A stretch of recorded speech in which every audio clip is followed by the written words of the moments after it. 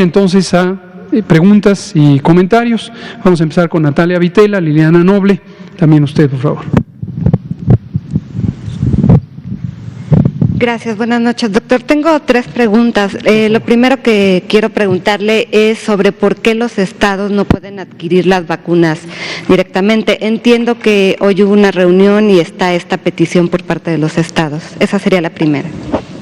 Gracias por preguntarlo, Natalia, porque así comentamos con el público lo que efectivamente hoy volvimos a comentar, no es la primera vez que lo comentamos, volvimos a comentar con los gobernadores, la gobernadora de Sonora y la jefa de gobierno de la Ciudad de México, en esta reunión que tenemos frecuentemente, a veces cada semana, a veces cada 15 días, con la Conferencia Nacional de Gobernadores. Y la reunión, recuerden, la organiza la secretaria de Gobernación, la doctora Sánchez Cordero, y participan distintos funcionarios y funcionarias federales. El segmento de salud, desde luego, lo coordina el secretario de Salud y participamos los funcionarios del sector. Y hoy, explícitamente o directamente, el gobernador Mauricio Vila Dosal, es gobernador de Yucatán y es presidente de la Comisión de Salud de la propia CONAGO, hizo, como acostumbra, de manera muy respetuosa y muy clara, este planteamiento de si las entidades federativas podrían en un momento dado comprar vacuna, y solicitó algún lineamiento técnico, porque en conversaciones previas habíamos comentado que podría existir, en todo caso, si eso ocurriera, un lineamiento técnico. Aquí viene la razón. Vamos a explicarlo de manera puntual, empezando por entender la situación mundial. Una pandemia es una epidemia que afecta a todo el mundo.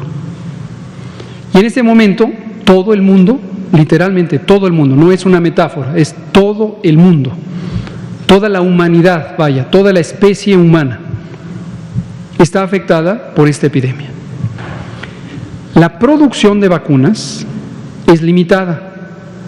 Primero porque hay pocos proyectos de vacuna que han terminado su fase de investigación y desarrollo y han probado ser de calidad, seguras y efectivas o eficaces, y pocas han logrado autorización de uso de emergencia. Segundo, porque dentro de ese conjunto, que hasta el momento son 11 con demostrada eficacia y seguridad, no todas todavía con autorización de uso de emergencia en suficientes países, están fabricando las vacunas no existían, evidentemente no existían, y las están fabricando. La velocidad a la que se pueden fabricar, uno quisiera que fuera inmensamente grande, hasta alcanzar la necesidad. ¿Pero cuál es la necesidad mundial? El número de habitantes del mundo, más de 7,000 millones. El mundo tiene más de 7,000 millones de habitantes y uno necesita 7,000 millones de dosis de vacuna. De hecho, el doble, porque la mayoría tienen dobles esquemas, 14,000 millones de vacunas. Es muy importante tener claro que no es realista pensar que eso va a ocurrir en una semana, en un mes, en 6 meses, quizá no en todo el año. Las predicciones o las proyecciones son que si nos va bien, estoy hablando del mundo hasta el momento, si nos va bien, tendremos suficientes vacunas para vacunar a la población mundial por allá del año 2022, el mundo. Muy pocos países hemos tenido acceso a las vacunas porque los gobiernos de esos países, incluido el de México, hemos hecho gestiones para conseguir la vacuna y las hicimos con mucha oportunidad, y eso depende mucho de la capacidad del propio país, incluyendo su servicio exterior. Y aquí agradecemos mucho siempre al canciller Marcelo Ebrard y su equipo, porque gracias a las gestiones muy oportunas que hizo, pudimos tener acceso a esas oportunidades. Depende también del dinero que tengan los países. México es un país de ingresos medios altos y tenemos un gobierno que tiene una clara prioridad en la salud. Entonces están destinando recursos del Tesoro Nacional a comprar las vacunas. No todos los países tienen esa situación. De hecho, la minoría tienen una situación afortunada en ese sentido. ¿Cuál es la consecuencia? Y vamos a verlo en términos meramente técnicos, científicos, epidemiológicos. En la medida en que haya países que no tienen acceso a la vacuna y no logran tenerla, porque no la consiguen, porque es muy cara, porque ya se la llevaron otros países, entonces la epidemia seguirá activa en esos países. ¿Cuánto tiempo? No se puede predecir, pero en principio es de manera sostenida. 1 año, 2 años, 3 años, 4 años, en los demás países distintos a aquellos que pongan suficientes cantidades de vacuna. Y ahí es donde viene el problema de la especulación. ¿Por qué la especulación, por qué la concentración de vacuna es tan adversa? Hace unos pocos días de esta semana, el director general de la Organización Mundial de la Salud ponía un énfasis muy grande, hablaba de un fracaso de la humanidad. Por cierto, se relaciona con lo que me preguntaba Héctor hace un par de días, porque fue el mismo mensaje que dio la directora general de la Organización Panamericana de la Salud. El énfasis en la idea del fracaso es que la humanidad no se sepa organizar, y entonces que no sepa que el beneficio colectivo es la mejor oportunidad de controlar esta epidemia. El beneficio egoísta, pocos, no ayuda tanto al control de la epidemia. Ahora bien, sigo hablando del mundo, pero ahorita voy a hacer el símil y van a ver la perfecta conexión entre el mundo y un país, y el país y sus territorios, en este caso los estados. La oferta, es decir, la cantidad de vacunas, claramente es menor que la demanda, la necesidad de vacunas. Y como dije, todavía no está claro cuándo llegaremos al punto en que la oferta, la cantidad de vacunas existentes y disponibles, sea al menos igual que la demanda, la necesidad, o mejor aún, más que la demanda, porque eso además ayudaría a tener vacunas más baratas, más fácilmente disponibles, etc. Este asunto de que no nos pongamos de acuerdo como humanidad, como naciones, como países, como estados miembros de la Organización de Naciones Unidas o la Organización Mundial de la Salud, lleva a no lograr la forma más efectiva, eficiente, óptima del control epidémico mundial. Y obviamente, desde el punto de vista técnico, es muy frustrante porque eso perpetúa el drama humano de sufrimiento que nos causa el virus SARS-CoV-2. Llevemos la escena ahora a un país y hablemos de México. Esto que estoy diciendo es exactamente lo que le respondí, por supuesto, con todo el respeto que me merece, al gobernador Vila de Yucatán. Si al interior de un país hay un plan nacional, una estrategia nacional de vacunación contra COVID, que lleva meses desde que se preparó y que quienes recomendaron el diseño de esta política nacional son personas altamente calificadas, por ejemplo, el presidente del Comité Asesor Estratégico de Vacunación de la Organización Mundial de la Salud, por ejemplo, alguien que ha formado parte de ese comité y es todavía miembro del Comité Técnico Asesor de la Organización Panamericana de la Salud, y un grupo que hemos hablado de ellos, son 21 personas expertas en distintos campos, desde la virología, la infectología, la epidemiología, la economía de la salud, los derechos humanos, la bioética, etc. Hizo un plan, y es un plan estratégico nacional, piensa en todo un país. Para lograr ese plan necesitamos tener abasto de vacunas y poderlas usar coordinadamente entre todo el país. Dicho sea de paso, como habitualmente funcionan los programas de salud pública, incluyendo el programa de vacunación universal que tenemos desde hace muchos años. Si en vez de eso, cada quien empieza a velar por sí mismo, en esto que estoy comentando, el sí mismo sería cada entidad federativa, entonces tendríamos alguna entidad federativa que quisiera vacunar a jóvenes, y otra quisiera vacunar a adultos mayores, y una quisiera vacunar en zonas rurales, y otra quisiera vacunar a trabajadores de cierto sector. El impacto positivo, el efecto positivo de una estrategia nacional se diluye porque cada quien hace un modelo de operación diferente y se aleja de objetivos científicos, posiblemente para converger en otro tipo de objetivos, no digo que ilegítimos, sencillamente cada quien el suyo. Entonces, desde el punto de vista técnico, y esta fue la frase que utilicé al final para responder, insisto, con todo el respeto que me merece, además me parece una persona muy agradable, el gobernador Vila de Yucatán, le dije, desde el punto de vista técnico, el lineamiento es recomendar que eso no se haga, porque entonces cada quien va por la suya y no estamos hablando de una estrategia de Estado, del Estado nacional, que se llama Estados Unidos Mexicanos, sino como si no fuéramos un país y fuéramos simplemente una comunidad desordenada, anárquica. Esa fue la respuesta en términos generales. Ahora bien, que quede claro, lo ha dicho el presidente López Obrador en muchos contextos. No se trata de prohibir, no se trata de imponer, se trata de llegar a consensos. Y para llegar a consensos, lo que se requiere es voluntad, conciencia del interés superior de la nación y no de las partes de la nación. Termino poniendo una analogía que creo que para mandatarios estatales puede ser útil. ¿Qué tal si en un estado ahora fueran los municipios los que quieren comprar la vacuna y cada uno la pone de la manera que quisiera? Los mandatarios y las mandatarias estatales experimentarían directamente la consecuencia de ese desorden en donde cada quien quisiera hacer su voluntad de acuerdo a distintos modelos de interpretación de la salud pública. Más aún, pensemos ahora al interior de un mismo municipio que cada poblado quisiera tomar decisiones, comprar la vacuna y la pone de la manera que quisiera.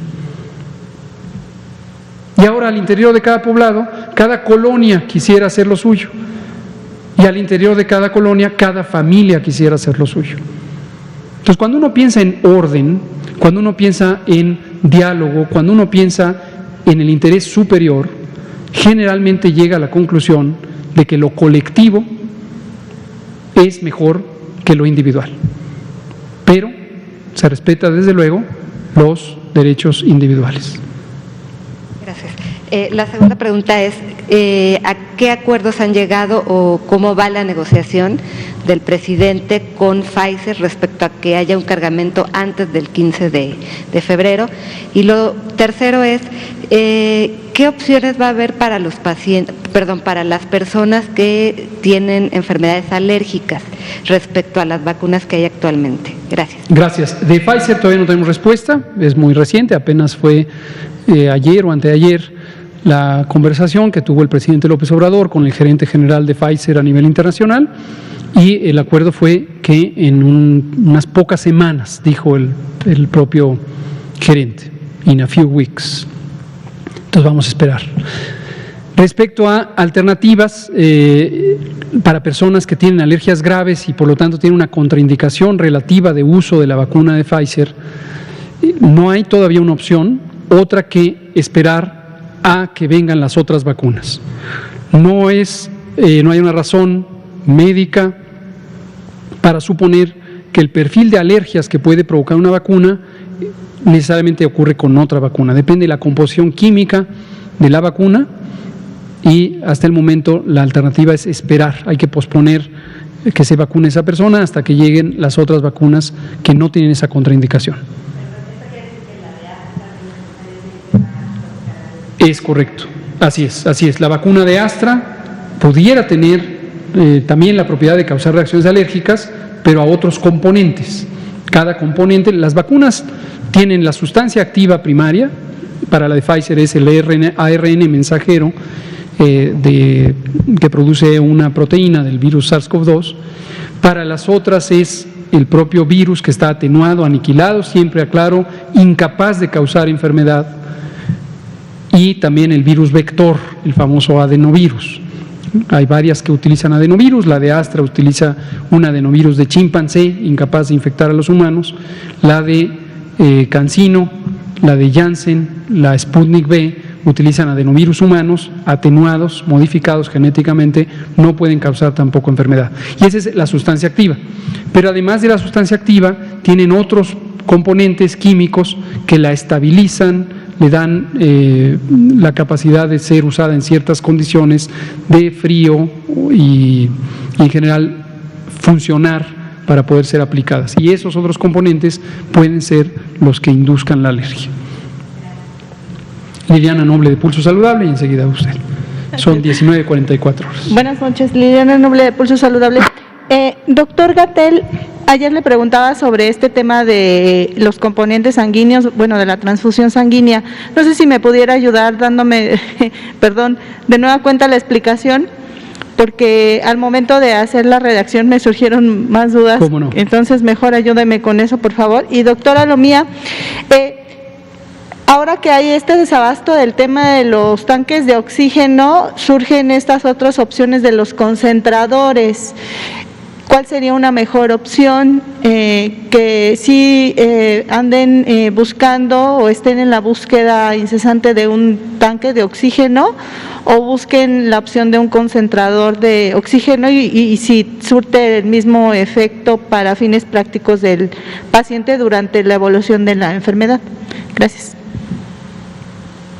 Comento pero brevemente sobre lo que me pregunta, pero vamos a invitar a nuestro director general del Centro Nacional de Transfusión Sanguínea, el doctor Jorge Trejo Gómora, que es una persona muy competente, ha venido varias veces aquí a hablar de transfusión, para que hoy nos explique, no hoy, pero en próximos días, nos explique justamente de lo que estábamos hablando. En términos generales, solo lo explico. Hoy nuestro alineamiento de vacunación considera como contraindicación de la vacunación el haber sido transfundido. Y nos explica el doctor Jorge Trejo, y esto también lo escuchó y respaldó el comité, el grupo técnico asesor de vacunación, que algunos productos de la sangre, como los glóbulos rojos o los factores de coagulación que se utilizan para las personas que tienen hemofilias, no deberían considerarse como contraindicación porque la transfusión de estos productos no tiene plasma, y el plasma es donde pueden estar los anticuerpos que se inducen con la vacuna. Pero vamos a pedirle al doctor Jorge Trejo que venga, nos lo explique en detalle, nos ponga unas diapositivas para que quede completamente claro.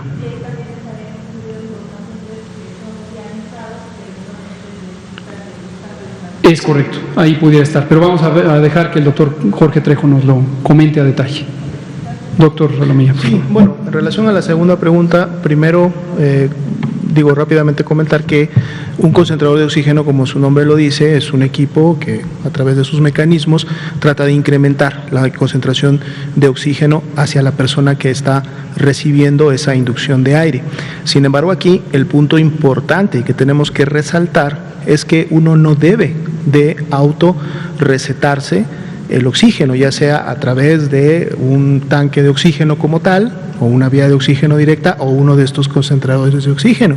El oxígeno debe de ser en su momento indicado por un médico tratante, o sea, un profesional de la salud, que no solamente lo indica y que por lo tanto define o decide cuál de los dos o qué otro tipo de aparato pudiera utilizarse para la administración del oxígeno, sino que además debe de mantener un seguimiento, porque el hecho de colocarme el oxígeno no es algo que yo deba de hacer de manera directa, sin esta supervisión, sino que tiene que ir acompañada de estos elementos que hemos comentado, y esto es importante entonces que la población lo sepa. Debe haber una indicación y una supervisión médica para efectos de este uso.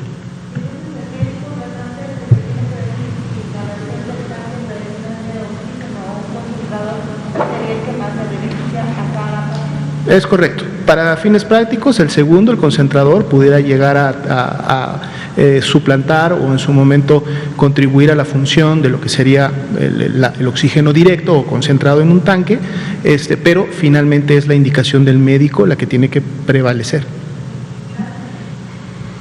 Aquí aprovecho con este tema de los tanques de oxígeno. Ayer vi circular en redes sociales un video de una persona que compró un oxigenador de peceras. un aparatito eléctrico que se conecta a la energía, tiene un tubito y ese tubito lo adaptó a uno de los dispositivos que se utilizan médicamente para recibir finalmente el oxígeno.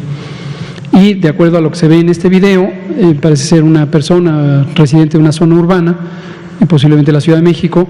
La propia persona que interpreta uno por el video, que está enferma de COVID, dice: sin la oxigenación del oxigenador de peceras tengo baja saturación de oxígeno, cuando me lo pongo sube.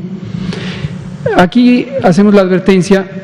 Desde luego es completamente entendible que ante la preocupación de no encontrar atención, específicamente un dispositivo de oxígeno o un concentrador, se busquen alternativas. Sin embargo, sí debemos dejar en claro que no necesariamente, y lo más probable es que no lo sea, la cantidad de oxígeno que se puede recibir de ese dispositivo sea suficiente para mantener la oxigenación de una persona enferma de COVID, que ya está sufriendo un trastorno de oxigenación.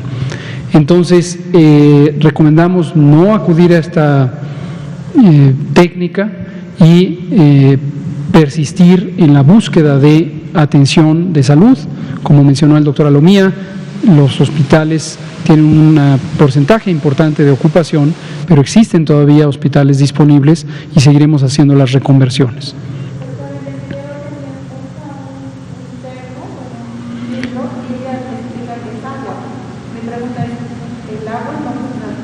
No, este es un dispositivo de uso médico, ese que se ve en el video, que sí se usa para humedecer el oxígeno, digamos el aire oxigenado a una concentración mayor de oxígeno que circula por este dispositivo, y ese es su objetivo, pero el agua no se pasa al tubito.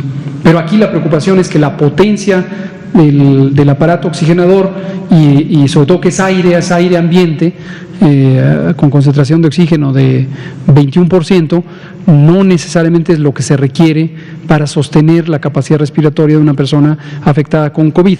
Entonces, nos preocupa que se pierda tiempo con la esperanza de que eso va a resultar, y al paso de quizá horas o días, muy pocos días, se deteriore la persona y entonces se dé cuenta tardíamente de que no es la solución adecuada médicamente hablando.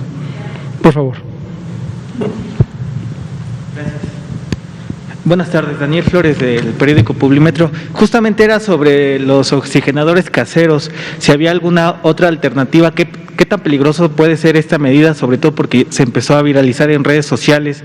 Si hay alguna, pues cuál es el riesgo, lo acaba de comentar, pero también si hay alguna otra forma para compensar pues esta demanda que hay, sobre todo los sobreprecios que se están presentando en los tanques de oxígeno, y si han platicado con la UNAM o alguna otra, pues no sé, dependencia o autoridad para contrarrestar todo esto que está sucediendo, no solamente en la Ciudad de México, sino en toda la República. Esta sería la primera pregunta, por favor. Cómo no, muchas gracias, Daniel. Sí, llevamos este tema, lo estamos llevando con múltiples protagonistas. Para empezar, las dos empresas mayoritarias son prácticamente las únicas que en México producen y comercializan oxígeno, son Crioinfra y Praxair, que distribuyen oxígeno o los tanques de oxígeno a través de una serie muy amplia de distribuidores, no necesariamente propiedad de estas dos compañías, sino son casas comerciales que distribuyen. El factor limitante no es la producción de oxígeno, sino es dónde envasarlo.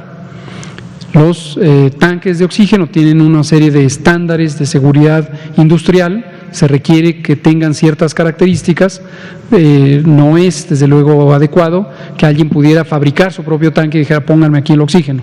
Requieren ser fabricados con condiciones muy particulares, y esto está reglamentado desde luego en normas de seguridad industrial y también para el uso humano en disposiciones sobre salud. Y ese es el factor limitante, que se está acaparando los tanques de oxígeno, acaparando. La situación posiblemente común es una familia que ante la preocupación de que pudiera alguien padecer COVID, mejor consigue un tanque y lo tiene en casa y prefiere pagar la renta. La mayoría de las adquisiciones de tanques para uso doméstico, para uso personal, es decir, fuera de hospitales, son por renta. Hay quien de plano lo compra, entonces lo tiene ahí y si eso es una persona o una familia, no pasa nada. Pero si son miles de familias o decenas de miles de familias, desde luego se acaba la cantidad de tanques disponibles. Para cada quien que tenga el tanque en casa, es totalmente entendible, desde mi punto de vista, completamente legítima su motivación de asegurar que está protegido, vamos a decir, en tener la posibilidad de usarlo. Pero hay que pensar que por cada persona o cada familia que haga eso, hay 1, 2, 3, 5, 7, 20 familias desesperadamente buscando un tanque de oxígeno porque lo necesitan en ese momento. Tiene que ver con lo que platicábamos, Natalia Vitela, justo de las vacunas. Aquí se ilustra muy claramente cómo cuando las sociedades no se organizan, cada quien trata de protegerse a sí mismo. Y esto está descrito en innumerables textos de manejo de crisis, protocolos de seguridad, e incluso está estudiado en la evolución de las especies en general. Los biólogos evolucionistas saben que las especies que tienen la mejor capacidad de supervivencia son las especies que saben colaborar, las especies que compiten unos con otros, los miembros de la misma especie, por los recursos, perecen. Entonces, llevado a esta situación tan cotidiana y tan dramática, cada familia, cada persona que tenga un tanque de oxígeno que no lo necesite en ese momento, le está quitando días, horas y minutos de vida a otra persona y a otra familia. Y a veces puede ser que diga, pues no me importa porque no conozco a las otras familias. Desde luego eso revela una importante afectación de la capacidad de ser solidarios. Pero ¿qué tal si esa otra familia es un familiar que no conoce o con el que no habla en cierto tiempo y después se entera que su acaparamiento contribuyó a dañar a alguien que sí le es significativo? Entonces la recomendación aquí es esa. Ahora, respecto a cómo el gobierno está interviniendo para lograrlo, platicamos precisamente con las compañías que producen, y otro de los elementos que nos indicaron es que además de producir oxígeno medicinal, producen oxígeno para usos industriales. Una parte también muy sustantiva de la producción de estas empresas es para el uso industrial del oxígeno. Y entonces estas empresas están obligadas a cumplir contratos para el uso industrial que restan o demeritan o retardan la oportunidad de tener oxígeno medicinal. Déjeme, le completo la idea. Está por salir seguramente en las próximas horas o días, un par de días, cuando mucho, un acuerdo del secretario de Salud, que es una acción extraordinaria en materia de salubridad general, que prioriza el uso o la fabricación de oxígeno medicinal. Perfecto.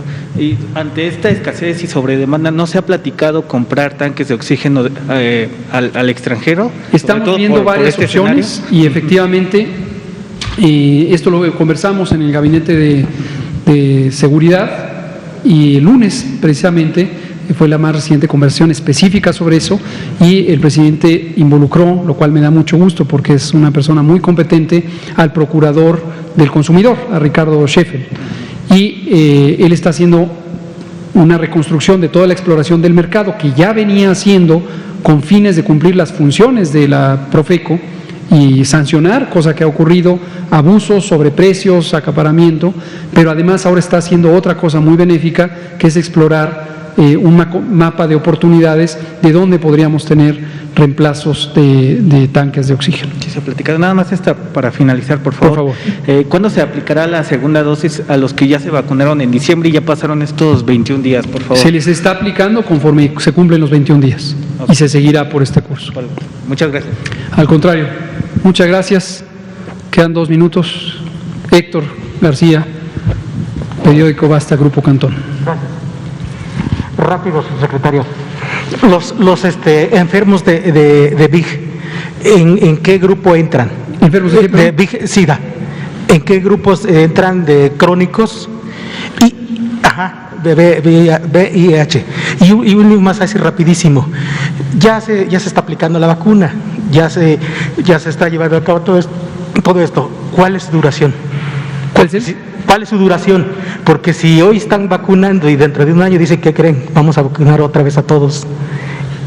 No se conoce, esto es la pregunta repetida, la pregunta de Héctor García de Grupo Basta, Grupo Cantón, Periódico Basta, es ¿cuál es la duración de la inmunidad?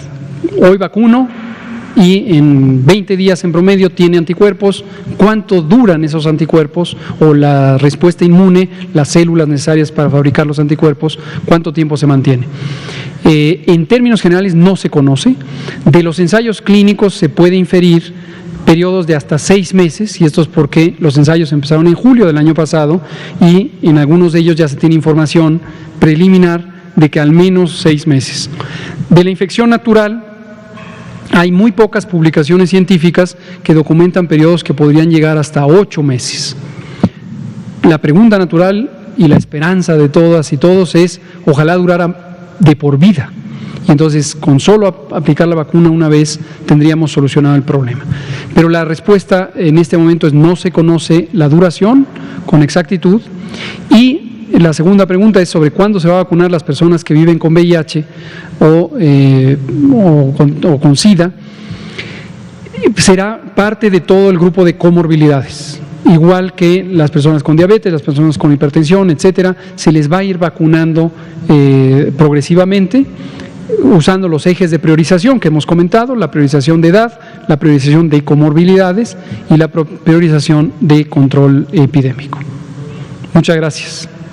Muy bien, son las 20 horas en punto, aquí terminamos. La epidemia sigue, hay que mantener, por cierto, que no se nos olvide, las medidas de precaución, sana distancia, el uso de cubrebocas, lavado de manos, abstenernos de estar cercanos unos a otros y congregarnos en los espacios públicos.